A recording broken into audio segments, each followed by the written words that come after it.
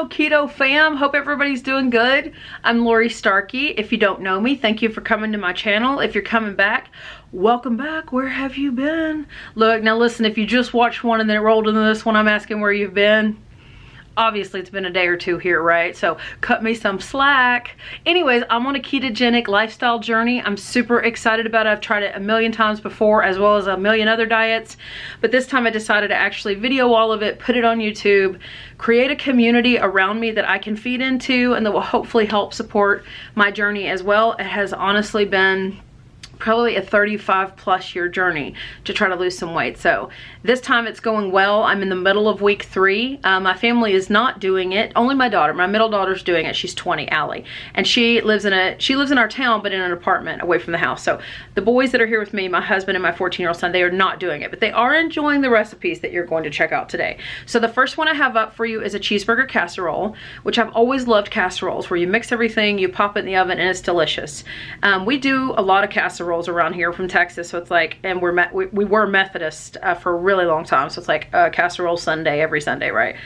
But all of them usually have some sort of bread or some sort of noodles or rice or something in the casserole. So I found this recipe quite a while back, and then I just kind of redid a little bit of it myself. I'm always tweaking recipes, but this one literally tasted just like a cheeseburger. One of the cool things about it was this time I put pickles in it, which I had not done before, but the recipe I found said go ahead and put pickles in it and mustard. I left the mustard out. I'm like, I'm a mayonnaise girl, but we'll just go with pickles. We can do that. And we did it, and it was fantastic. Me and Allie blew through it in a couple of days. So it was a great, warm, delicious, comfortable meal to have, and it took no time at all in the kitchen. So hopefully you love that. That is the cheeseburger casserole.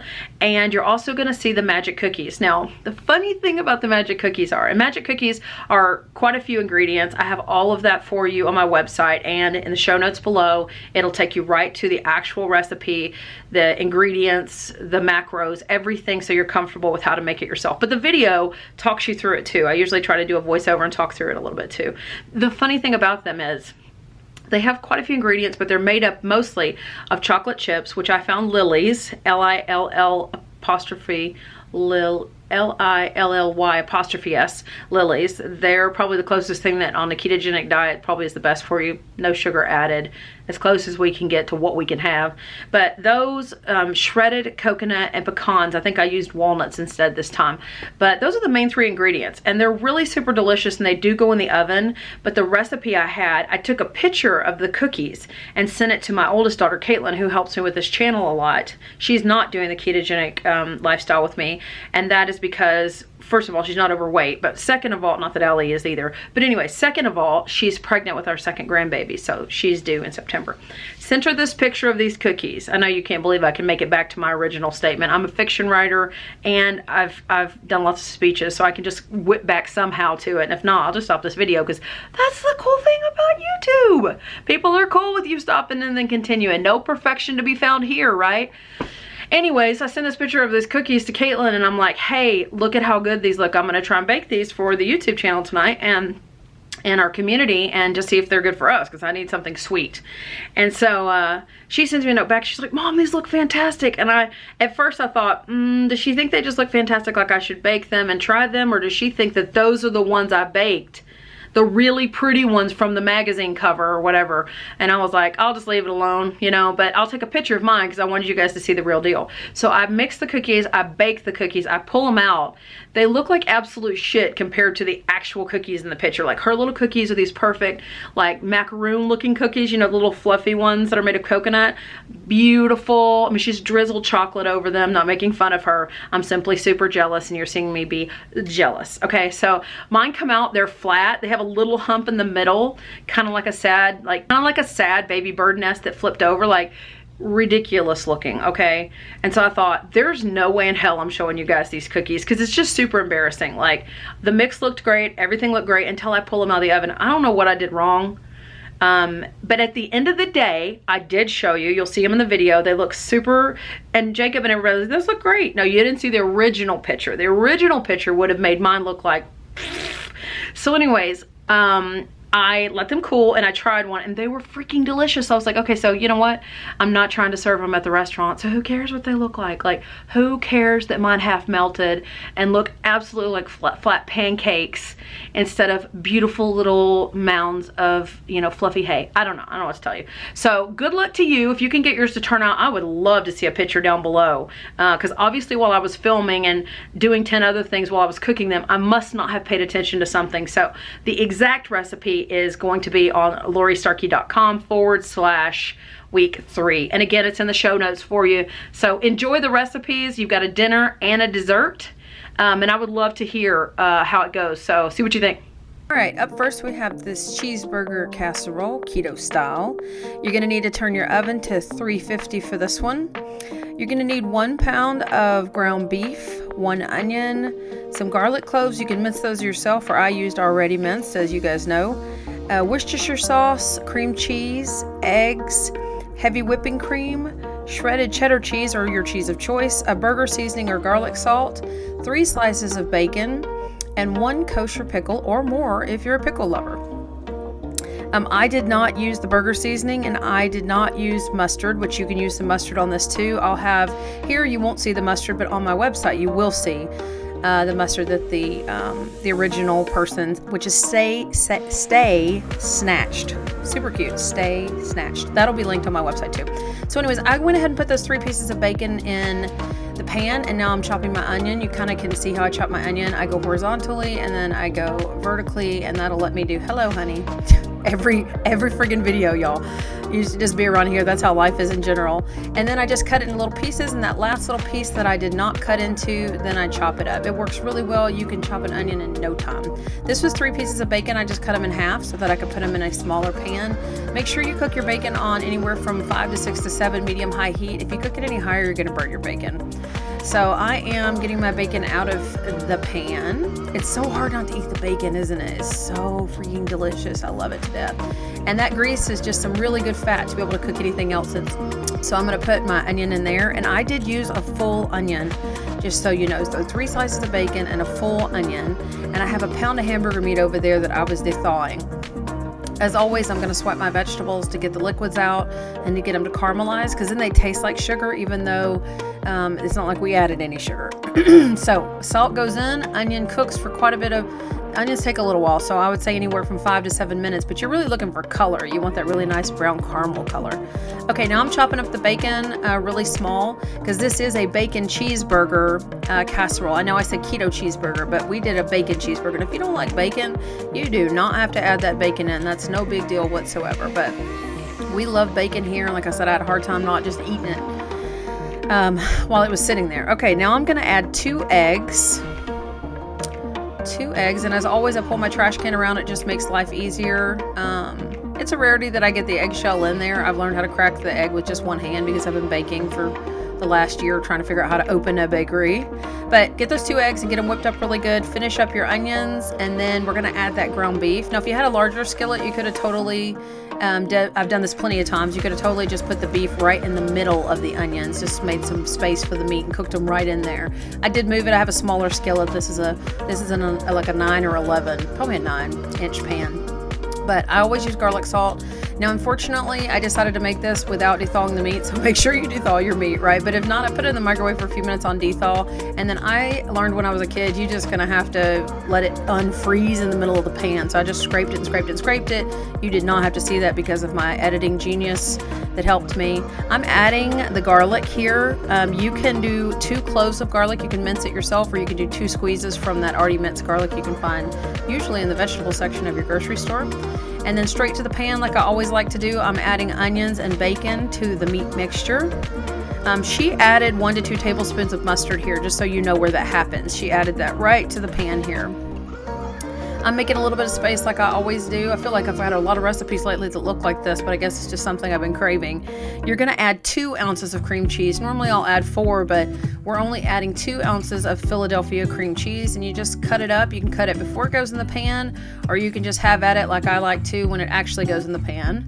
As always, the heat will kind of melt this, but you're gonna have to mess around with it a little bit. I tried something new. As you can tell, I covered the cream cheese with the meat mixture, like maybe this will melt it faster if I cover it up. Man, anything to not have to fight with this cream cheese today. So anyways, and then the Worcestershire sauce, I've got French's. Sorry, that's not focusing for us. It ain't happening, sis. Oh, it happened. Worcestershire sauce is going straight to the pan as well. It is 1 teaspoon that I'm adding right to the pan. And again, I know I said it, but she added the mustard right to the pan too, 1 to 2 tablespoons, depending upon how much of a mustard family you got going over there. I don't have one at all. So I am adding the 2 eggs to a medium-sized bowl, and then I'm going to add heavy whipping cream, half a cup of heavy whipping cream. Now this is the sauce that goes over the top of the casserole. I thought I was gonna mix it together, but that's not what happened. So half a cup of heavy whipping cream, and I'm just gonna beat those 2 together. And then like I said, you'll see in a minute, we'll put the meat mixture down on bottom in our baking dish, and then this delicious creamy cheese sauce on top. I'm using shredded Mexican style like I always do. It's 2 cups, but it is divided. I bet money I put maybe, let's see what I do here. I put probably a cup to a cup and a half. Yeah, this is a half cup measurement that I have in my hand right now. All of my measuring cups come from Target. I love them so much. And then those white bowls were in a set, the clear bowls. I love them too. They were in a clear set on Amazon. I'll make sure to link those below for you guys if you're interested in them. They're fantastical. But you just mix all this together. I did do 1 cup, by the way. So the recipe calls for 2 cups of shredded cheese of your choice. 1 cup goes in the mixture, and I bet 1 cup goes on top. And then it calls for 1 large dill pickle you could chop, but we don't really have dill pickles. We have hamburger slices. So you take whatever you want. I mean, pickles are so low in calories and relatively low in carbs. You do have to watch them. They are cucumbers, obviously, that have been put in vinegar. But you can chop these up really small, and I was so shocked at how delicious this was to have pickles all throughout the dish. I normally don't do pickles, but I did this time, and I was pleasantly surprised. So I added nonstick spray, 9x13 pan. Remember, we've got 350 on the oven. I'm adding that meat mixture straight to the pan here, and I'll just kind of even it out just a little bit. And you could have put your pickles in there too if you wanted to, and then mix those up too. I think I kind of just sprinkle them over the top. You do however you want to do it. It's going to work out no matter how you do it, because that delicious cream and cheese are going to bubble up over the top of it as it's baking. And then that's all you'll see is the cheese on top, which is so fun. So mix that up really good, and then just put it over the top. It is not going to sink down in it, and it is not going to cover it like as a thick paste. It's not much, so just take your time and slowly. The fork worked really well, so use a fork and just slowly spread it. But do make sure you get it all over the top, because as it bakes, it's going to thin out that cheese, and that cream is going to kind of mix together, and it is what goes down into the meat to make you like almost a casserole style dish. Here's that extra cup of cheese. It's going right on top. I am using my paw for that, but you could totally measure that out. It would just be 1 more cup of cheese that you want to put right on top. Dude, this thing turned out so good. It literally lasted 2 days. It should have lasted a week, but my family is just like an eat it family. Now, the boys don't eat casseroles, crazy enough, but me and Allison took this thing out, my 20-year-old that I've mentioned to you guys.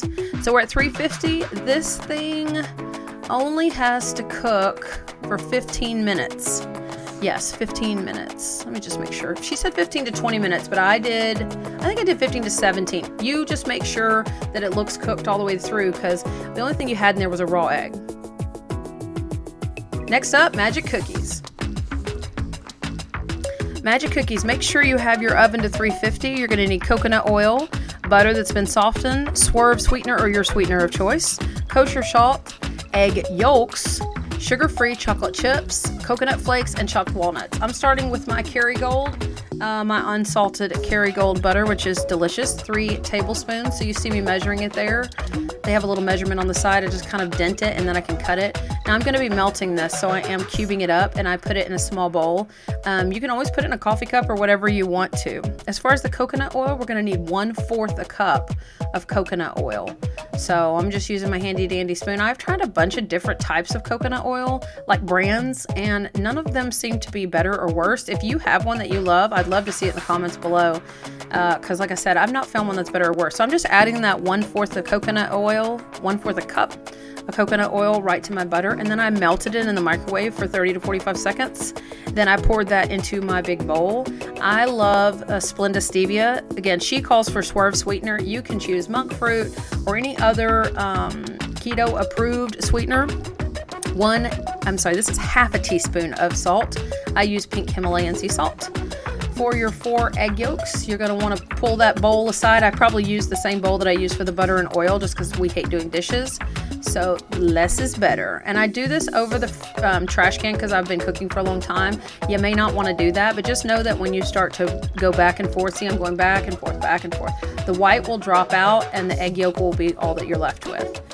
But remember, if you're going to do this over a bowl, you need 2 bowls, right? You need one bowl where you're getting the yolk in, and then you need the other bowl where you're doing the white. And I'll show you right here. I crack it a little, and then I take my thumbnail and I make that horizontal line so that I have 2 equal halves almost to go back and forth. Otherwise, if you crack it the wrong way, this does not work. Now, there's a ton of things. You should totally Google how to get an egg yolk out. There's tons of cool ways to do it. So I'm dropping those in there. Again, remember I had 4 large egg yolks. I'm just whipping them into our coconut oil, sugar, and butter mixture. Next, I love Bob Red Mill. I love his coconut flakes. I keep them in the freezer and they work so well. They're absolutely delicious. I've used them a million times lately. We are going to do a whole cup of these bad boys. So a whole cup right to our egg mixture. And then Lily, I will link her below, the dark chocolate chips. They are fantastic. They're delicious just to eat. And like I said, they're probably, like I said in my intro video, they're probably the best bang for our buck on keto. You are going to get to use a whole cup of those sugar-free dark chocolate chips. Oh yeah, and I'm just going to eat them. I'm really close, so almost look troll-like. That was super cute. Nobody share this anywhere. Totally kidding. And then it calls for pecans. I used walnuts. I did 3/4 a cup of chopped walnuts. You could do pecans. I don't know how almonds would work out. I guess they probably would work out just fine. You have to let me know if you did that. What nuts you decided to use. But you feel free to play around with this. It's your cookie. It's your magic. You can do what you want. You mix it up really good. Yes, mix it up really good, and then you're going to need parchment paper. Remember, that is not wax paper, and it is not aluminum foil. It is parchment paper. It has a special category just for itself. I've got a really big pan there. I want to say that's probably 13 by 11, but this thing makes 15 cookies is what it says. We'll see if I get 15 out of it. I bet money I do. But this was not easy to work with, guys. Like, for some reason, it was kind of like the flaky coconut feel. But I don't know. I did get 15. Okay, I just did the math real quick for us. 5 times 4. Yeah, actually, 5 times 3. Yeah, 15. Oh, there's Handsome. That's my now 15-year-old. His birthday's happened since then. We just put our last kid in driver's ed. What? All right, 350 in the oven. Let these bad boys bake for 15 minutes. They should come out fluffy and beautiful. I really thought about, like I said, not showing you guys. Then I was like, why wouldn't I show them? Like, that's just weird. I'm not trying to impress you. I'm trying to show you a good recipe. Look how ridiculously bad these came out. You see what I'm talking about with those cookies? Like, unbelievably flat. So anyways, I hope you enjoyed that. Again, drop down a comment sometime this week if you make this stuff. I would love to hear your thoughts, or if you had an alteration or iteration or whatever of the cookies or the casserole, or you have a favorite casserole or cookies. Could you drop it down below? Because I would love to not have this awkward one-way conversation where I'm talking to you, but you're not talking to me and I feel weird. And anyways, all that drama aside, I would love for you to drop it down below so that you and I can have a conversation back and forth. But if you like what we're up to, if you want to hit that subscribe button, that would be awesome. If you want to hit the bell so that it notifies you when things come out, that would rock too. And if not, or if so, thank you so much for your time today. I really appreciate it, and I hope these recipes bless you. They have certainly blessed us, and they have helped so much in my weight loss journey. I think I'm up to about 7 pounds right now at the beginning of week 3. So just make sure you check out my week 3 Monday video. It should be right here. It's kind of just a recap of what I've done so far and any lessons that I've learned, and it'll show you a picture of my actual weight loss. So until then, get to cooking, take control of what you can take control of, and leave the rest up to whoever you leave the rest up to. But for now, have a great day. Thanks.